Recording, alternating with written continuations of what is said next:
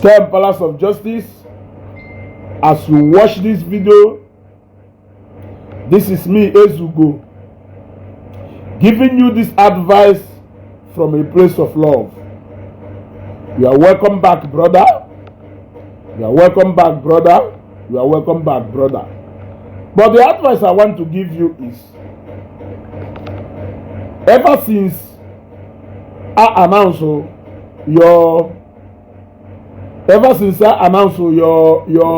freedom from detention, one man who we know to be the king of saga, even though that of recent somebody has shown him that he is still learning where saga is, has decided to turn your freedom into something else.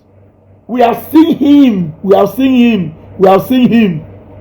He has decided from the very first time I announced your freedom, he has decided to sagarize your freedom. He has decided to turn your freedom into a saga. He has decided to ideologically and stylishly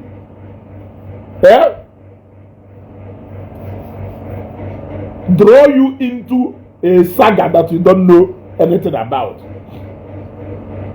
You want to go? He has been trying to build a mantle of hatred in your heart against a certain kind of people. Ndoka this, ndoka that, ndoka meunga, ken adropo good n'ime prank, ndoka diri enije me prank, ndoka diri enije me prank. When Palace of Justice was arrested, it did not take few days to his arrest. After his arrest, the information of what led to his arrest was there on Facebook for people to see. So the issue of trying to say we know what happened to Ken. It was on this Facebook that everything was clarified, and we knew that Ken Palace of Justice, Jerime prank away today. We knew about that. A new thing.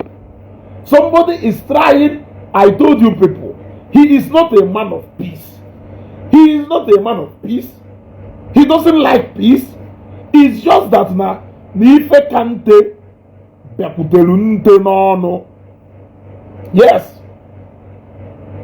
Nife kante bakutelunte no. Mmiri juru awọ ọnụ. Ife kali nwoke etiri nwoke wee nọrụzie ka asị na ọ dị ekwu n'okwu. Ken Palace of Justice, I don't intend to stay long at this broadcast. I want to give you an advice. Onwevere serugu na Jpac. So I will not tell you to stay away from Jpac. Onwevere serugu na Jpac. But I will not tell you to stay away from Jpac. Do not allow Jpac to recruit you back into saga. You are back, all thanks to God. Put the pieces of your life together and move on. Put the pieces of your life together and move on. You are not a new person into content creation. You have built pages to thousands of followers. It will not be difficult for you to put yourself together and move again into the social media space. Do not allow him to cajole you back into saga. He is about to lakola kisiono. He has started inciting you. He has started preparing you. Do not allow him. I love the fact that I can see wisdom in you. Everything on you, he just now say, yeah. You are not saying anything. All the while I did not hear you say anything. You are only saying, oh, it just when you see. Also, we need to decide, yeah, Nigeria. Na nyanwa ya maya kana be gbalu ticket or wota half of a guy no kpota muho nde okay ide notada notada nwa ayi do ka nwunye m enota ni nwa ayi do ka nwunye m, you will be glad and happy. You ought to go. So ofrego n'ọwụlụ na ịbatala nọ emelughu nke a meelu nke a o meelughie kenesie ya ike. Ịghọtago? Kenesie ya ike. Okay, edega Onyeka na-egosi n'onwe unu pịam ozugbo ozugbo. Ịghọtago? Ịghọtakwa ife nna gwa help unu and assistance unu onye n'ugwu. Kene ye n'obi ọshago sie Chineke gozie ye kpeelu ya ekpele, but do not allow him to mislead you this time. He is now gradually preparing you, knowing fully well that no man can batana saga na ken ochoko obido n'ụtụtụ mbụ a wee recruit we ken. This is on a choco recruit we ken, nothing else. But when people say he's a peaceful man, he's not a peaceful man. Ken esibo na detention but ozugbo o chọrọ na ka o insight ya ken, o prepare wana mind dey ken ka ken bido bakoba ifo ya agwa ndị ụka, o prepare wana ndị ụka this ndị ụka that. Jpac ndị ụka ya etipụkwanụ gị ala. Jpac ụka ya etipụkwanụ gị ala. Ụka ya etipụkwanụ gị ala. Hapụ ken Palace of Justice ka o zuo ike n'ọkasị na detention pụta. He is here to cope with the trauma. You are here now inciting him. You are inciting him. Ken Palace of Justice, be wise. Be wise. If he helps you, take the help and thank him very much. It's not Jpac that should prepare you.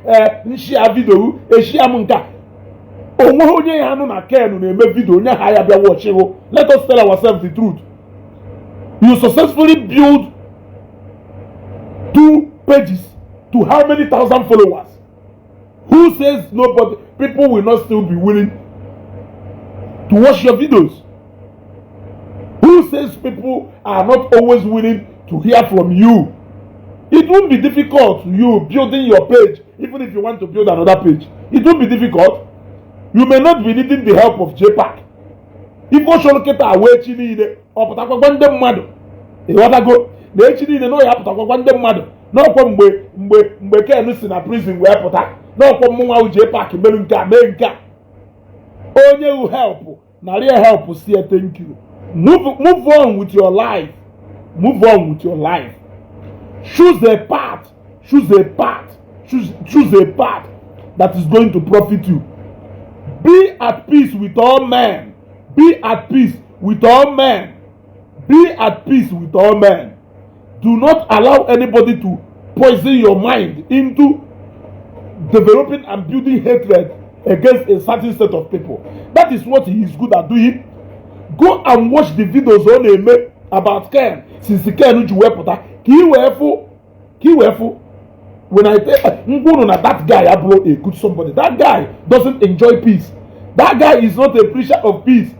It's just that no Ogechi Okeke Njakan Nyerientu Mamrisi Wenyo Okuko. Ogechi have proven to him that if Abalaba of Facebook saga, Obafelu, he's shaking out.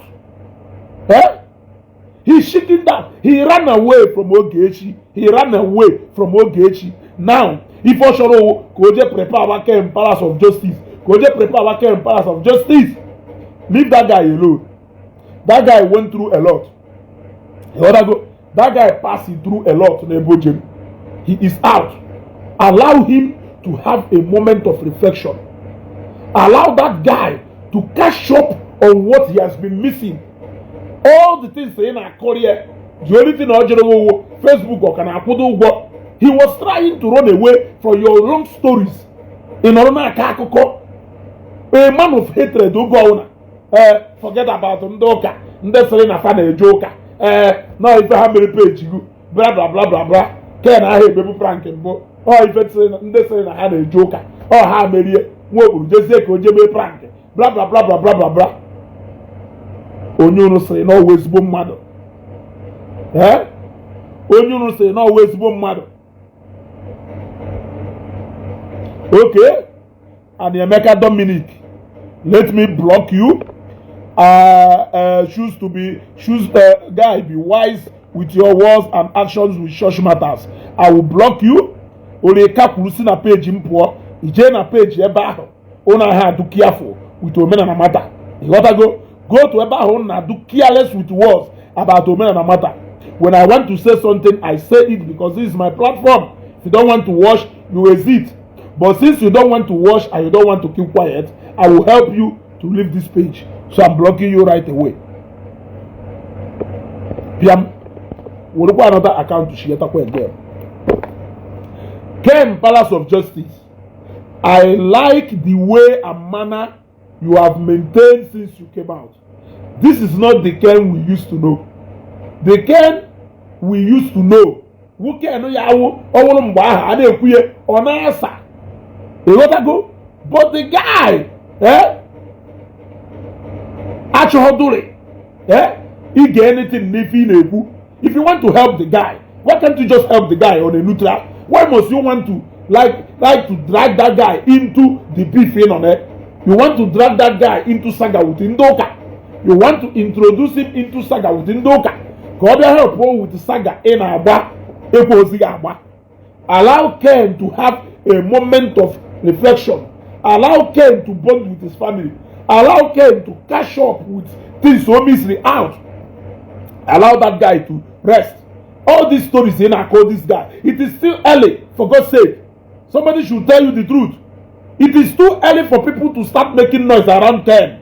Allow him. If you have so much money, you want to help Ken, help him and stop making noise about it. Or you're taking 10 minutes or 30 minutes, so go on and brag. I'm only feeling from bragging. Do you even need anybody to tell you, Jpac, that you don't have money? You are just struggling and hustling.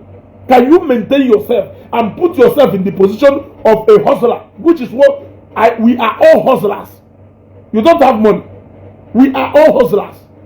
Stop bragging. Stop bragging. I brag is not. We are all hustling. Paying for our rentals. Providing our daily needs. And doing the extra we could do. You are not that person you are claiming to be. So stop this bragging you are doing. You are beginning to reduce yourself to a mazi yeji will very gradually. But it seems like you don't know. It seems like you don't know. Every day, okay this, okay that, okay this, okay that. Are you Ken Palace of Justice? Are you the person who should tell Ken who his enemies are? Why are you building his heart with so much hatred? Now, I'm asking you. Over on the side the Renata. Or you're taking 30 minutes. I will give you half of Ego to take care of your travel expenses. I will put my hand in my bank account and bring that money. Must you make noise about it? Bring that money and help Ken. Honoring yourself, thank you. Allow him to live the life he wants to live. Allow him to live the life he wants to live. You must not make noise before you give him money. Echini neketa Ken aye zuru ike. O ni nyecha ye ga aketa. Echini no puta okwozu join na saga nina. Ị na-achọ ka drag ya. Ịgwa ndị mmadụ na ọkwa onye inyere aka na page eni na anwụchakwa na anwụọ. Inyere aka advice ya on how to open a new page. Or open a new page. Inyere aka we build other page. Na ọkwa nya ka ọ pụtara kịta. Ife dị otu a na-eme ọ chọghị bịa defend. Mana ngụ kịta onye ji aka yo na force onwe so ka iwe prove a point. So ka iwe end up telling Ken that no nwere enemies. Are you Ken? Are you Ken? I am asking you. Are you Ken? Allow Ken to have some peace. Stop this instigation in eme. Echini ine kita, echi iku kita. Ine pretend they do peaceful. O nwere ife ndo ka mekwara kita. Ijekwukwa Ken. Na ala kosponye na ndu ka isi onu. O nwekwara ife ndo ka meru. Ana m ajụ ajụjụ. Ejuka wechu ọchụchụ. Ejuka wechu ọchụchụ. Did you not just wed your wife in a church? Did you not just wed your wife in a church? Ono kwalusi ka ikpo nwunye uwe je gba akwụkwọ. What is all this? Bala foloko ulala. Owu no nwe onye chọrọ ịgwa gị eziokwu. Let me tell you the truth now. Bala foloke ulala. Eh? You are not Ken Palace of Justice. It wasn't your page. It wasn't your account. Allow Ken to tell his story. Allow Ken to tell his story the way he wants to tell his story. Allow him. Ogawe, you should tell the story of what happened to you and your stay in prison and when you came out. You should turn it into episode. Ken, let me quickly tell you.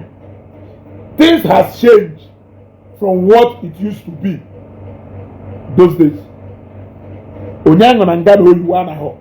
Go jenu ngata. Another person will ike ije ngechi niile. If you come out, put yourself together. Go back into social media space. You already have the face. You don't need any publicity. Look for a decent contact.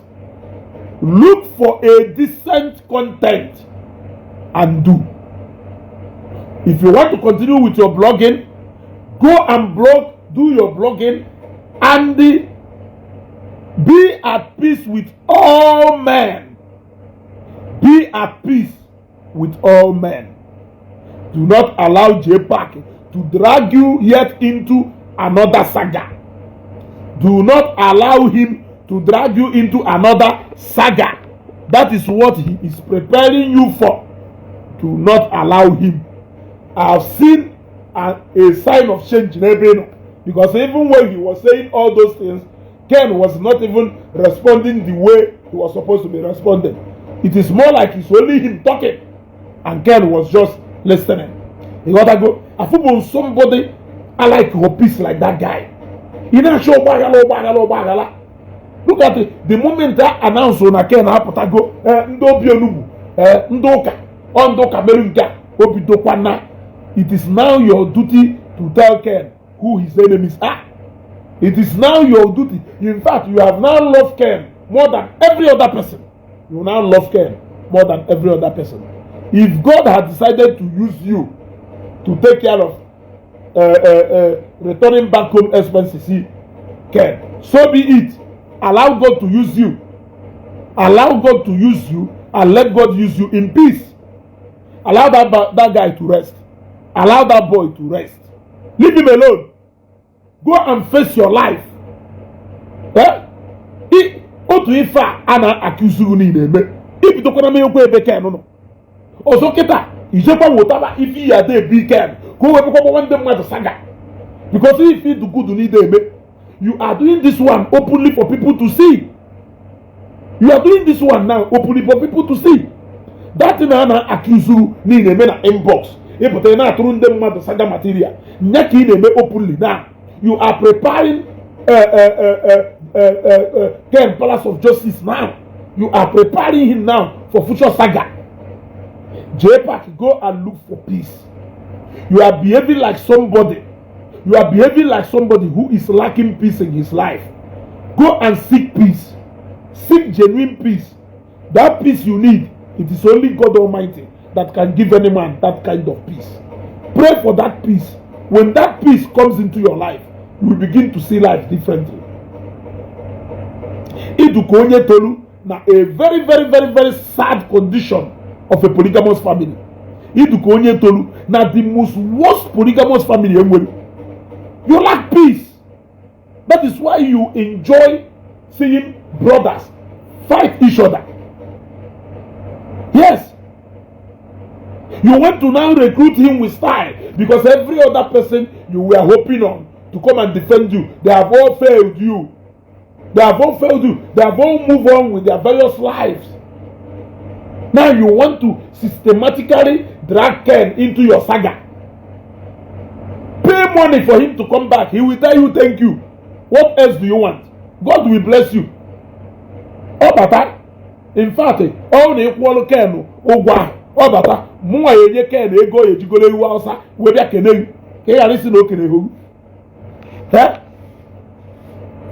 Owulu na ekwolu Ken ogwa so ka iwe gote obata mụnwa ya ama ya aka n'akpa were ego nye kem si egole ewu wee bịa kene ewu. In fact ụbọchị ọ ya bịa kene ewu wute ewu ahụ mma eso ebịa kene ewu fife ọma imerie ka ekene tụkwayo na ọsọ ngo ya dị ekene ndị mmadụ ọwụghị sọpọtụ ọken na ọnata ndị mmadụ ọha emerụ gị esisi ihe agụta n'Igbo n'isogoro ndị mmadụ tenki ka asị ha ịkwa tenki sisi ha ịdụkwa tenki ma egodukwa nke a ka ọ baa na dictionary na Jpac wepụtara n'ego buru ibu rielu mmadụ ọhazi sọ n'inyere onye abịa ụdọ look at this empire ị na-eme n'inyere aka onye na-agba 2024 model moto ihe egotanwu ị na-ekwu n'inyere aka because na ọ na-eme isi ya peji o were ego nye were euro nye kedu the first person nyere euro are you not supposed to be counting this empire na contact ị nwere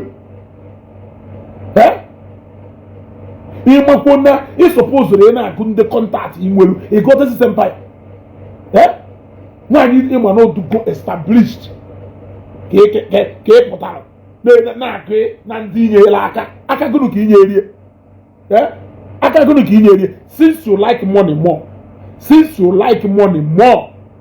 go na this empire. Who has benefited more financially? I'm asking you.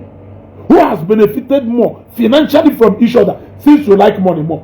And you have never denied liking money. You have said you like money. So, go na this empire. Can only help go each other financially more. That people turn on Facebook and say, let this be the first time you will actually bring out money and help somebody.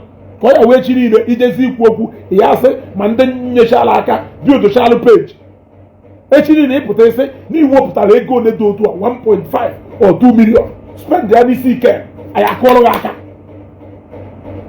gị aka. So let this be the first monetary assistance ihe nye mmadụ. Ọkụ dị agụ na gọvanọ eziokwu na-ekwu unu jikwa jeche ebe unu na-eje na-apụta fụ onye a na-eti ife. Did we not stop? But Jpac, did we not stop? We even went there. Ana-akụ ife dụka gono. Ana-akụ ife dụka ana-arụsị anya. The other time we were coming out at that bridge, then we saw whatever thing, and we did this. Onya we fi neme. Onya we fi neme. The other day we saw somebody they are beating, and you say let us stop. We stopped and we went to help him. Now we feel him. Very funny. You guys are becoming more funny and cheap day by day. Leave Kem Palace of Justice. That guy capital awful. Allow that guy to have a moment of reflection. Do not take your toxic life to him. He doesn't need it at this point.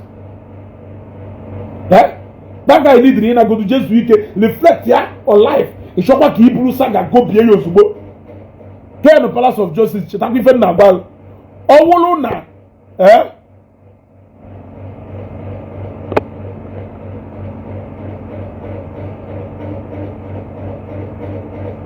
Enje njoko before my block wall. Jegodu enjo kongwa before my block wall. Jedano nuodi. Enuodi. Iwecho one day in your belly. You ought to go. As I was saying, what is all this? Ken, no meluye, enata, biano mwa yenye solu bulu na moto.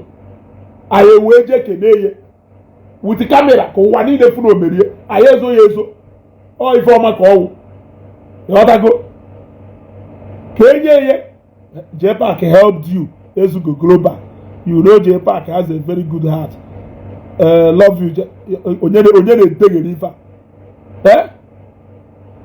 Okay, let me block you. Go back to that page. Let me block you. But Ken the Palace of Justice, it's just what Jpac use.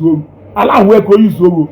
He is about to use you the same way he has been using others, recruiting them to saga. Do not allow him to do that to you. If he has chosen to help and assist you, say thank you. Help can come to anybody. If God can use him, has decided to use him to help you, all glory be to God. After all, or has also seen your mother, or has a kaya de laka. So now you're the one in the mother. Or has a dago, don't will contact ya when so walk. Go to quite as a contact. Now want to quite contact ya in when so we boy cannot go. Eh? Or say that one the mother to highest way group page. Eh? Page you could go to the empire go. Anamajo. Page ya here na brag ni me pay this empire. Ego ne ka page ya ku go this empire. Eh? Ego o nweta na page ya ko ji we je go 2024 model motor na agba. E na agba 2024 model motor. Eh? Motor je blue na showroom. Eh? E la lady nostra. Ke no na Nigeria bamba. Ni help. Ni help. Only God knows what you benefited from him. From her. I mean, you want to go? So, stop recruiting Ken, Palace of Justice. Allow that guy to be. I watched your video and I said, no, I'm not going to waste time. I'm going to come and help Ken with this advice. Ken, the highest you can do now, my brother, is to be at peace with all men.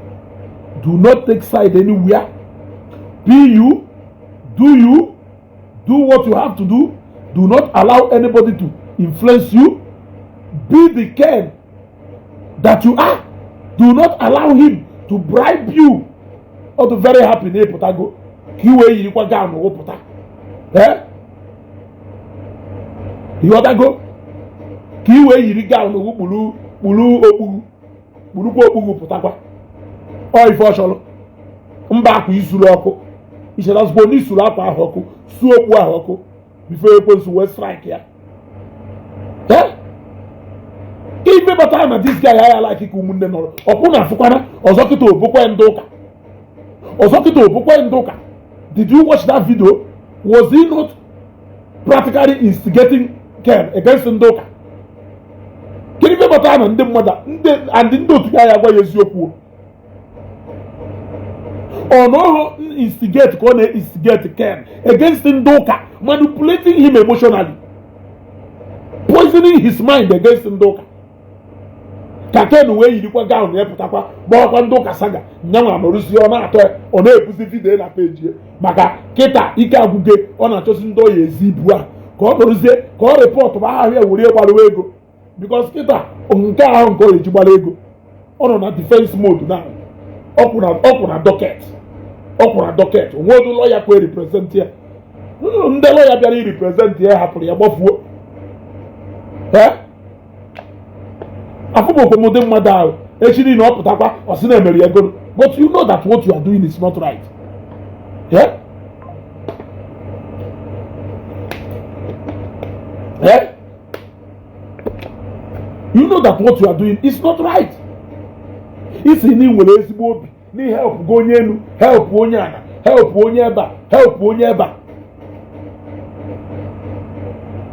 But ogo one na-achọ ka ụmụnne na-anụ ọgụ na-atọ ụtọ.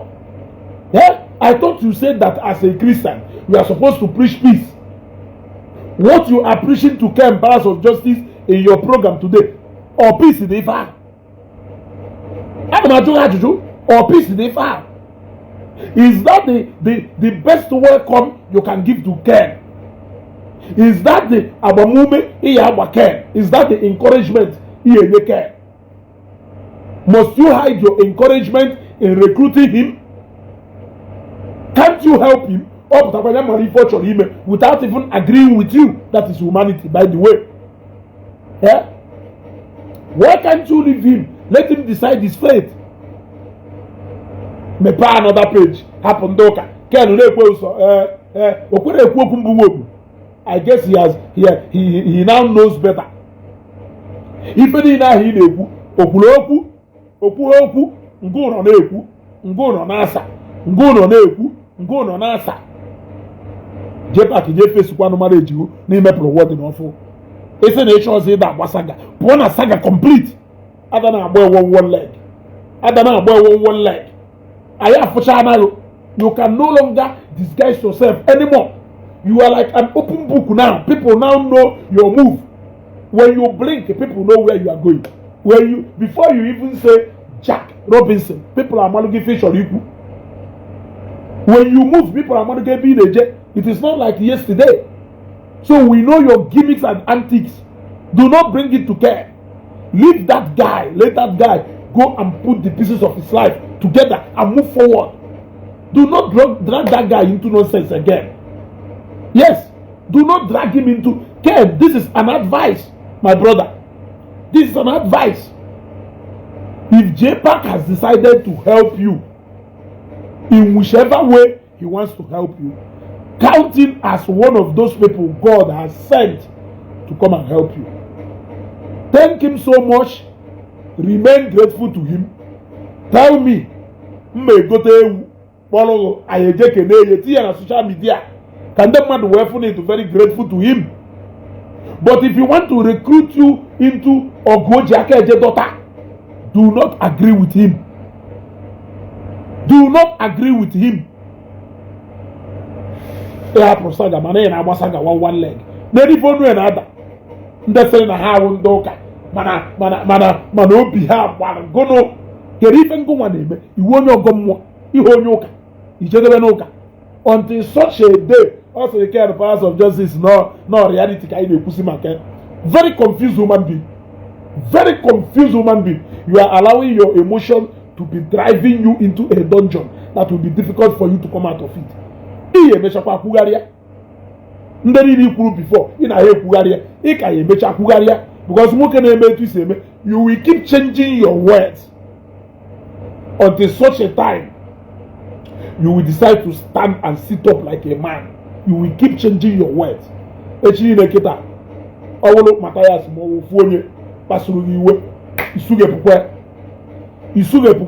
will see tender another apology to Ndoka. You want to be neutral. We are going to come to you and learn how to be neutral. You are the master of how to be neutral. You are the teacher of neutrality. In fact, go only introduce you. You will be the person to introduce the course and being neutral na university. Etu isi adu neutral, uruko etu ese adu neutral. Neutral gbapoko. Always go meaning from ife dictionary kulu. Ndoka this, ndoka that, ndoka this, ndoka that, ndoka this, ndoka that. Nani uko nyoka. Okwe fi ine meketa. Oho nyoka kewu. Oho nyoka kewu. Na TV etua, na page etua. Enolo for over how many minutes? Na poison mind the water kele. Na di yo go ya anu anu. Na to ya kan do ya anu so go no pota. Na prepare for mind there with so much hatred. Is that the best way to welcome people who got to prison and they take them back into the society to bond with the rest of the society? You know that go? Is that the best thing to do? Is that the best? Even Maduzurohi, a weto yanga. Honor manga, if I had that kuziri, call for the society as Maha or Yasa. Corner futa. Now these people, what are here for him or her to come and have a reflection and repentance? They will even teach you that prison is not prison per se. But Keriba na bode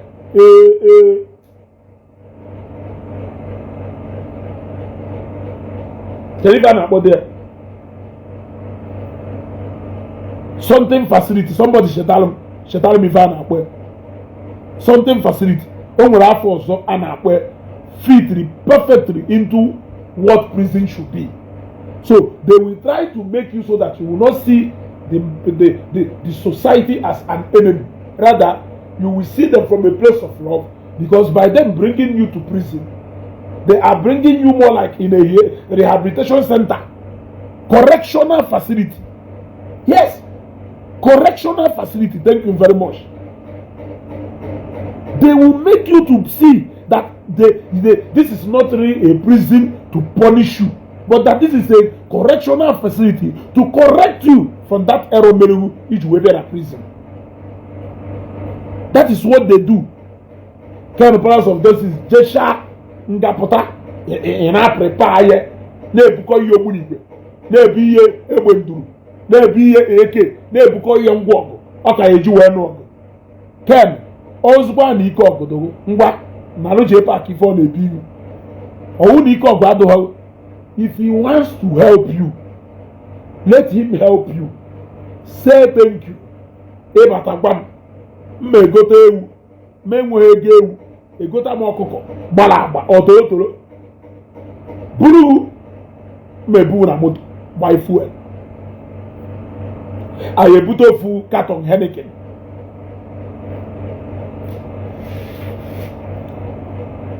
Do the way. But I Jpac go to blue label. Udio je bichi kala. Do the way. Jekeneye.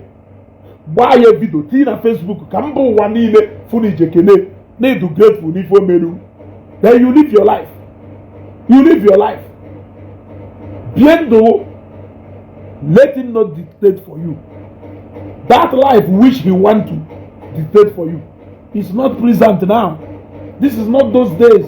The time has changed, my brother. You have the face na social media that mommy Ken will drop this video. Also, when you want to drop a video on a page, 100 followers, it will build within the space of 1 week. It will go to you one day. It will go to you. It will give you. You need Rosie advert. Happy for the baby. I'm gonna watch it. Drag waja into it for him. You want to go? I hope na waja he resist the move.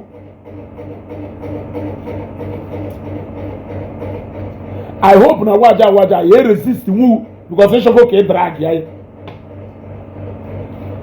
Gonna waja they share video. When they share the film money name or they have to 10,000 or 20,000 and Simbakara. And Simbakara. Oh, Simbakara kewo. Apa mo Igbo. Angela Nwosu. Nde social media genius. Oh, if you want. That the freeze. Etu akisi weche manipulate Igbo credo emotionally drag you into your mess. Igbo credo do very wise. Galu uje wal. E shock drag ya this empire. Galu uje wal. A shock drag a lot of people into it. Actually, they abandon road. You now want to see the opportunity. Now the care and all in a vulnerable state. Can you take advantage of his vulnerability now? You want to VDM. Dalo. Chitawa no mafe. VDM. Aye follow. Tunde Ed Not.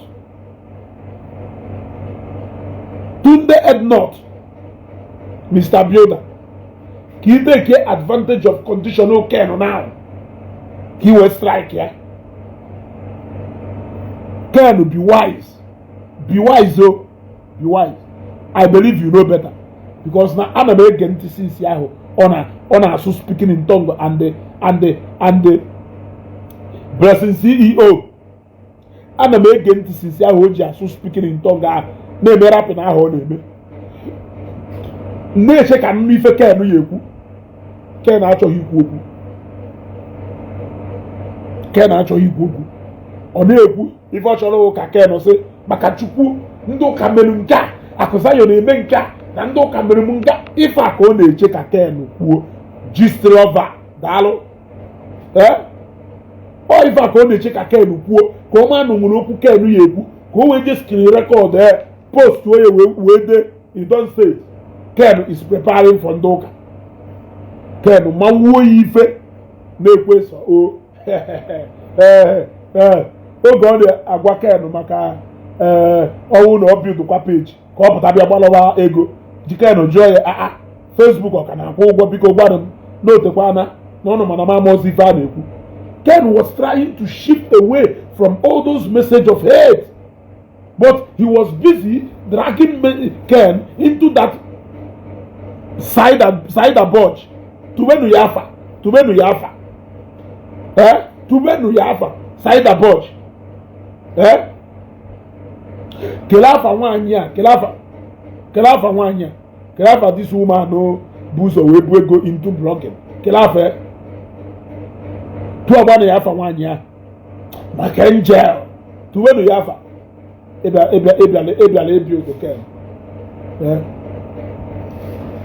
bụ anya mepe Palace of Justice update gwa ndị mmadụ ife pass gasị tru na-eme in episode ime ihe echi anya waja echi anya ụdị echi anụ ụdị echi a link the gauge etugoro nyatụ ndị Ednot link the gauge blog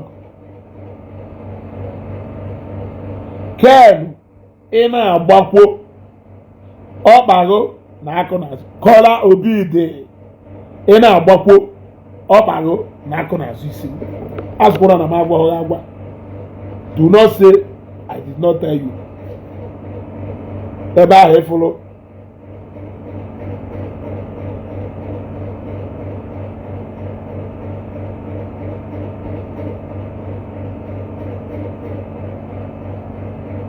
you got to go.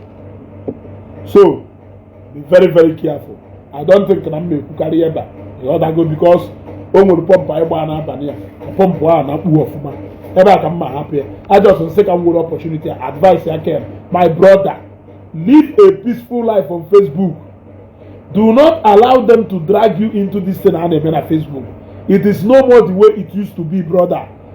Look for content. You are Ken, you are full of talent. Pursue one of or numerous of or blog like you used to blog. He introduced no news to until the day I decided they drag you into loggerhead with the ministry.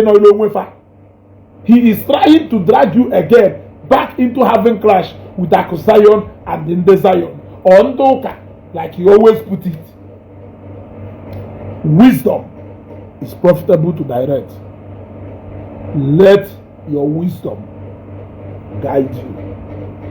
Do not give that deceiver and manipulator a chance. Do not reject his favor. Nariye with yakanabu. Niye ofuma. Open ticket. No look cross all your belt. Take off and landing. Ebataluha. Shobonyi yasi ani chole zugo or denu mu message na inbox from Apollo ngubonyi eje goto okuko mo tolotolo or ewu. Ayebute Henneken. Dokwase n'elu. Anyanie ngu aya chọrọ Jpac gidi beye buru ebutu boy na camera say nwanne m with 1 carton of 0 bitters aya say nwanne m ayi say ayi bịa kelee gị n'ihe ọma imere nwanne anyị na-asị ka o see bụrụ ụwa wee gozie elu wee gbaa ya ume wee nye nwoke nye nwaanyị gozie ego na nwunye ihu ụrụ ya ada apụ na-abata anya ndị ire anyị afọ ụnụ ka Chineke ana m ekpuchi unu n'ọbara Jizọs elu ga-ekpe ezigbote ekpere tinye na Facebook ụwa niile afụ na Ken bịa kene n'ife ọma imerie ọgarala onwe ife ọ chọrọ iji ndụ eme onwere emelu ọhụngụ ya design ife ọ eji ndụ ewe eme ekwuchakwana m ka ọ ha n'ọnụ. Let it be on record today that I said this. Nevertheless, Ken Palace of Justice, you are welcome. You are welcome back. Freedom is expensive. If you ever have that freedom, do not act like you don't know where you are coming from. You need a break, first of all. Not break from social media, but break from controversy. That man who is trying to bring you back into controversy and saga doesn't love you. He doesn't love you. Doesn't love you. That is all I can say. You are welcome. Thank you very much. Share this video and have a pleasant night rest.